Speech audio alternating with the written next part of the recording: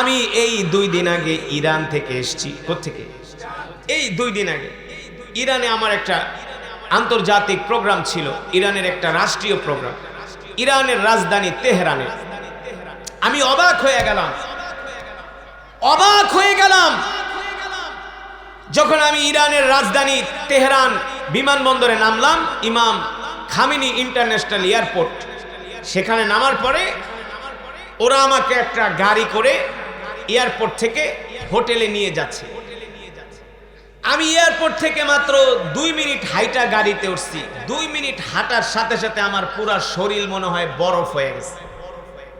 কি হয়ে গেছে? ওই দেশে বর্তমানে বরফ পড়ে, বরফ 0 ডিগ্রি সেলসিয়াস, 0 ডিগ্রি সেলসিয়াস। পুরাটা তেহরান, ইস্পাহান, আব্বাসিয়া পুরাটা বরফে ঢাকা। রাস্তার 2 পাশে পাহাড়গুলো বরফে সাদা হয়ে ঢেকে আছে। তোরা আমাকে যখন হোটেলে নিল, আমি জিজ্ঞেস করলাম আমার প্রোগ্রামের শিডিউল কয়টায়? বললো তোমার প্রোগ্রামের শিডিউল রাত 10টায়। আমি বললাম মিয়া, তোমাদের দেশে যেই বরফ পড়ে এই 10টা বাজে কি মানুষ আসবে নাকি? বলে আসবে না, আসবে, প্রোগ্রামে যাই দেখো। বিশ্বাস করেন, আমি প্রোগ্রামে গেলাম রাত 10টায়। তেহরান থেকে আমাকে গাড়িতে করে প্রোগ্রামের ভেন্যুতে নিয়ে গেল। যখন আমি প্রোগ্রামের কাছে গেলাম, রাস্তার 2 পাশ বরফ আর বরফ, গাড়িগুলো বরফে ঢেকে গেছে, গাড়িগুলো বরফে ঢেকে গেছে। আমি আশ্চর্য হয়ে গেলাম, এই বরফ যদি বাংলাদেশে পড়তো তাহলে আমার দেশের মানুষ কোরআনের মাহফিলে আসা তো দূরের কথা, নামাজই পড়তো না। ফজরের নামাজে মুসল্লি খুঁজে পাওয়া যেত না। তো আমি যখন প্রোগ্রামের কাছে গেলাম, যে দেখে হাজার হাজার গাড়িগুলো বরফে ঢেকে আছে। আমি জিজ্ঞেস করলাম এত হাজার হাজার গাড়ি? বলে তুমি না বলছিলা প্রোগ্রামে লোক আসবে কিনা? বলে এটা ইরানের রাষ্ট্রীয় প্রোগ্রাম। হাজার হাজার ইরানিরা কয়েক শত মাইল দূর থেকে তারা তাদের সন্তানদেরকে, ছোট ছোট মেয়েদেরকে বোরকা পরিয়ে, ছোট ছোট বাচ্চাদেরকে শীতের কাপড় পরিয়ে, মা তার সন্তান, বাবা তার ছোট ছোট সন্তানদেরকে নিয়ে কোরআনের মাহফিলে চলে আসছে, কোরআনের মাহফিলে চলে আসছে। এমন বরফ, এমন অবস্থা।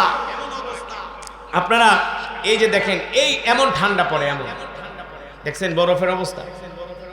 পুরা ইরান, পুরা তেহরান একই অবস্থা, বরফের বৃষ্টি হয়, বৃষ্টি। আমি অবাক হয়ে গেলাম যে এত বরফ, এত শীত, বরফ, স্নো পড়ছে, স্নো। এর ভিতরে হাজার হাজার পুরুষের পাশাপাশি মহিলারা বোরকা পরে, একেবারে শরঈ পর্দা করে তারা কোরআনের মাহফিলে আসছে।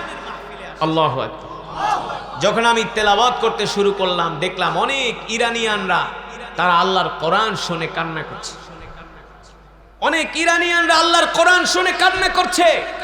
মুসলমান, পৃথিবীর জমিনে ইরান এমন একটা রাষ্ট্র, যেই রাষ্ট্র কিনা আমেরিকা আর ইসরায়েলের চোখে চোখ রেখে হুমকি দিতে পারে। একটা মাত্র রাষ্ট্র আছে, সেটা হলো ইরান, সেটা হলো ইরান। আমি জিজ্ঞেস করলাম যে তোমার দেশ এত সুপার পাওয়ার কিভাবে হইল? বলে শোনো, আমাদের দেশের 95% মুসলমান কোরআন পড়তে পারে। ইরানের 95% মুসলমান কোরআন পড়তে পারে। ওই দেশের ড্রাইভাররা কোরআন পড়তে পারে, ওই দেশের ব্যবসায়ীরা কোরআন পড়তে পারে, ওই দেশের ডাক্তার ইঞ্জিনিয়াররা কোরআন পড়তে পারে। ইরানের 95% মুসলমান কোরআন পড়তে পারে, আর বাংলাদেশের 95% মুসলমান কোরআন পড়তে। এটাই পার্থক্য, এটাই পার্থক্য। মুসলমান, আল্লাহ রাব্বুল আলামিন কোরআনুল কারীমের মধ্যে বলছেন, ও বান্দা, ওয়ানুনাজ্জিলু মিনাল কুরআনি মা হুয়া শিফাউ ওয়া রাহমাতুল লিল মুমিনিন ওয়া লা ইয়াজিদুজ যালিমিনা ইল্লা খাসারা। নবী আপনি বলে দেন, আমি আল্লাহ আপনার উপর যে কোরআন নাজিল করেছি, এই কোরআন আমি মুমিনের শেফার জন্য, মুমিনের মুক্তির জন্য নাজিল করেছি। সুবহানাল্লাহ বলেন। আজকে আমরা মুসলমান কোরআন পড়তে পারি না। আমরা যে নামাজ পড়ি, আমাদের নামাজগুলো হয় না। কারণ কোরআন না পড়তে পারলে আপনার নামাজ কিভাবে হবে? নামাজ সহি হয় না, ঠিক কিনা বলেন? আজকে মুসলমান সহি করে কোরআন পড়তে পারে না, এই কারণে নামাজও আল্লাহর দরবারে কবুল হবে না। কথা কই, রাগ করতেছেন?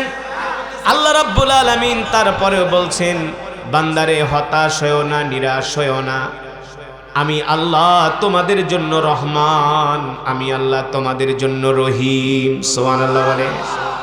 ও মুসলমান, হতাশ হওয়ার কোনো কারণ নাই।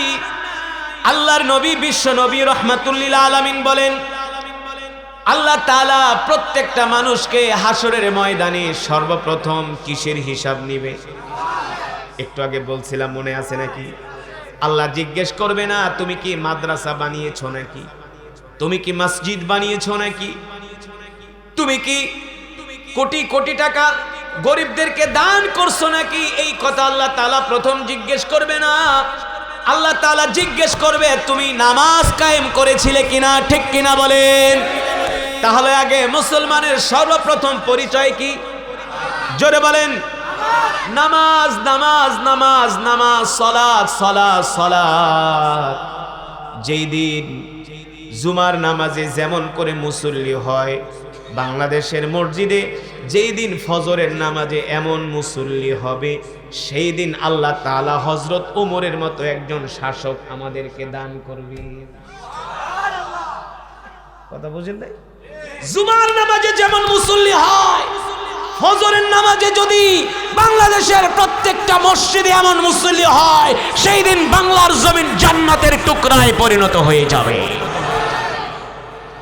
এই কারণে নামাজ ছাড়া যাবে, নামাজ ছাড়া যাবে না। যে কোনো পরিস্থিতিতে, যে কোনো মূল্যে, যে কোনো সিচুয়েশনে, অসুস্থ হোক সুস্থ হোক, যদি আপনি কোন জাহাজে ভ্রমণ করেন, ওই জাহাজও যদি সমুদ্রে ডুবে যায়, আল্লাহ রাসূল বলেন ওই সময় তুমি যদি একটা তক্তা পাও, একটা কলা গাছ পাও, কোনো কিছু পাও আঁকড়ে ধরে রাখার জন্য, ওই অবস্থায় তুমি সমুদ্রে হাবুডুবু খাচ্ছ, যদি মনে করো নামাজের সময় হয়ে গেছে, ওই অবস্থায় তোমাকে নামাজ পড়তে হবে। আইসিইউতে আছেন, আইসিইউতে সেন্সলেস, সেন্স ফিরে আসছে, যদি মনে করেন নামাজের সময় হয়ে গেছে, ওই অবস্থায় আপনাকে শুয়ে শুয়ে ইশারায় নামাজ পড়তে হবে। নামাজ মাপ, নামাজ মাপ। তবে যারা নামাজ পড়বে, আল্লাহ রাব্বুল আলামিন হাসরের ময়দানে মাফ করে দিবে। জোরে বলেন সুবহানাল্লাহ। এই ছোট্ট একটা ঘটনা বলে আমি আমার বয়ান শেষ করব। ছোট্ট একটা ঘটনা হাদিস শরীফের ভিতরে আসছে।